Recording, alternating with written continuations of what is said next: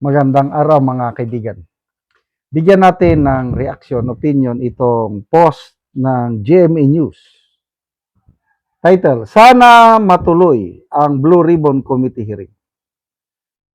Nananawagan si Senate President Alan Peter Cayetano sa taong bayan, na ipagdasal na sana matuloy ang Blue Ribbon Committee hearing na nakatakda bukas, June 4. Ito yung exact statement ni SP. We're asking everyone to pray na matuloy ang hearings. Anong ibig sabihin nito? Excuse me Sa tingin ko sa puso ng Senate President, nakikita niya, alam niya yung galawan sa Senado and alam niyo na ba, yung powers that be, alam niya na may mga gumagalaw para hindi matuloy ang Blue Ribbon Committee hearing.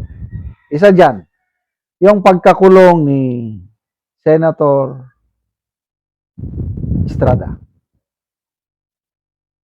Maraming beses daw siyang tinawagan, tinatakot, kinukumbinsin na kumalas sa sa Brave A13 para hindi siya kasuhan. Dahil ang gusto nila, tong powers that be, na hindi matuloy ang Blue Ribbon Committee hearing.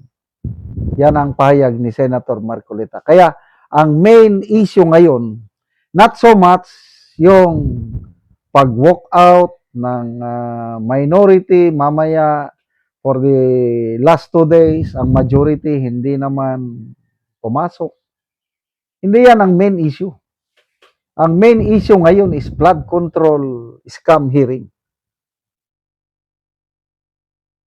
Yung agawan sa Senate leadership, it's more, not so much on impeachment, more on Blue Ribbon Committee hearing.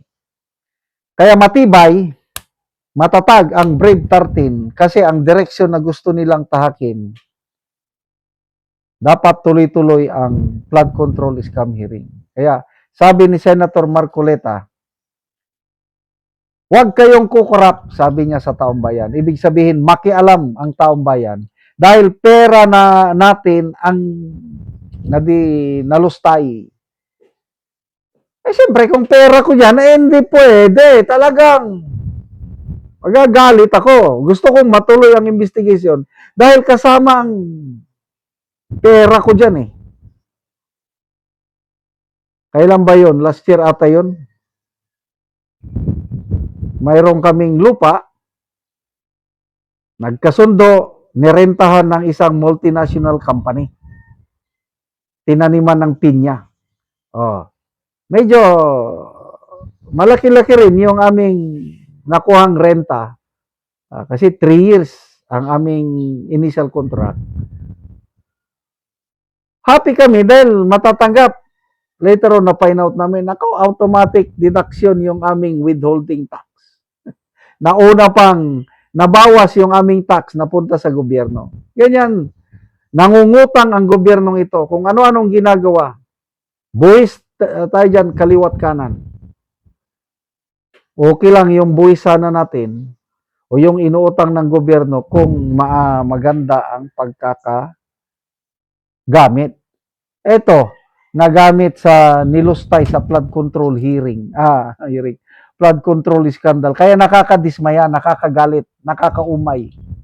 Tapos, anong ginawa ng previous leadership sa Senado, pinabayaan lang. Ibinaon sa limot. Mayroong mahalagang testigo, ayaw nilang tawagin. Kaya, blessing in disguise, na naagaw ng Brave 13 ang leadership sa Senado at ngayon itutuloy na. At ngayon itutuloy na bukas, nakikita ni Senator Cayetano, ako rin, nakikita ko rin, na may mga mangyayari pa between now and yung pag-start ng hearing. Kaya kailangan natin talaga ng dasal. Yung post ni dating Congressman Mike Defensor, sabi niya, marami daw nang tumatawag, nananakot sa kanila. na baka biglang arestuhin si Attorney Baligod at ang Brave 18 Marines.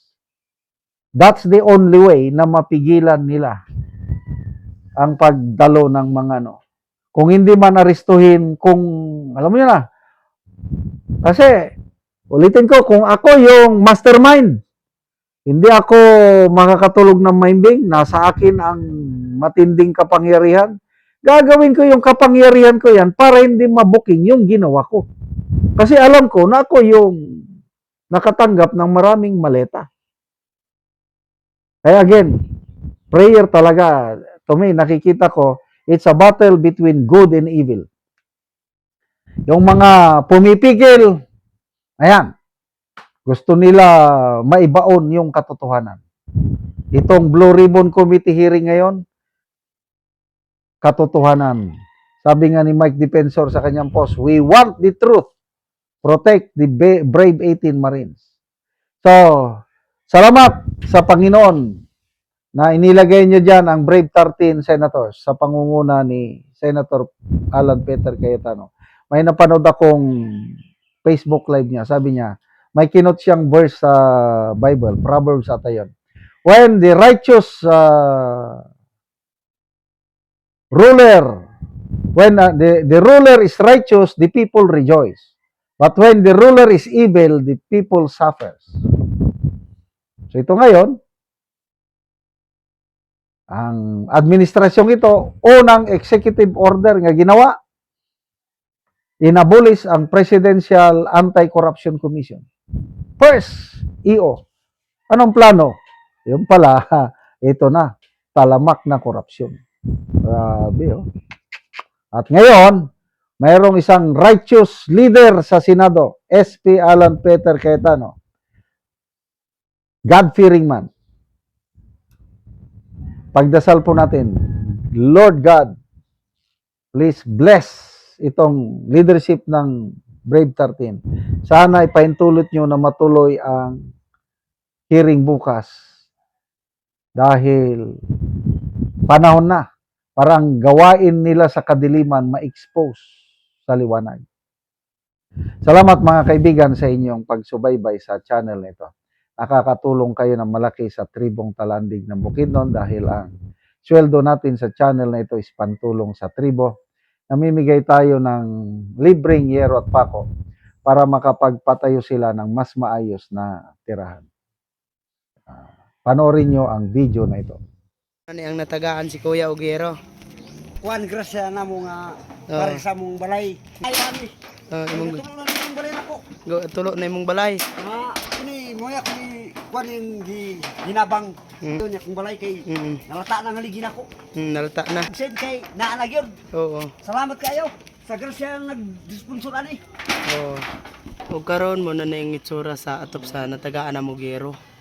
So mga karaan na gid kayo gatuluan na pud og muulan sila. Muulan na gid sila kay kuan naman. Kanang Kapot na kayo niya kung balay di. Mo na niya mong kuno. kayo. So gamay pod kaayo ang ilang balay. So karon una ni ang ilang kahimtang sa ilang pagpuyo. Makita gid nato nga Salog na wow. salog na gyud. Buslot na. Buslot na tungod kay maulanan namang gyud. Muna ang ilang kusina. Nangabasa nang gatuluan. Imo yun trapal.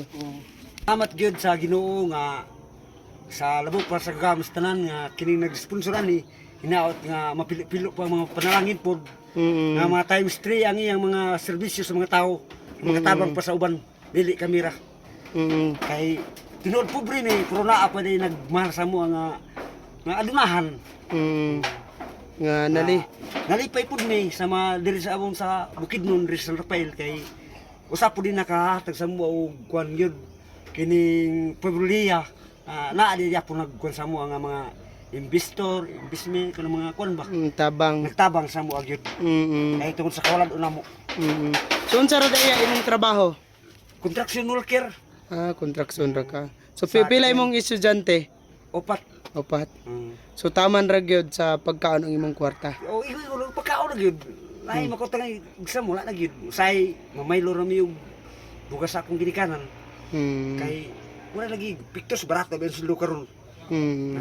Igo pa mong kompanya og flood control. So salamat kayo ya. Mo sa mura gid. Mm.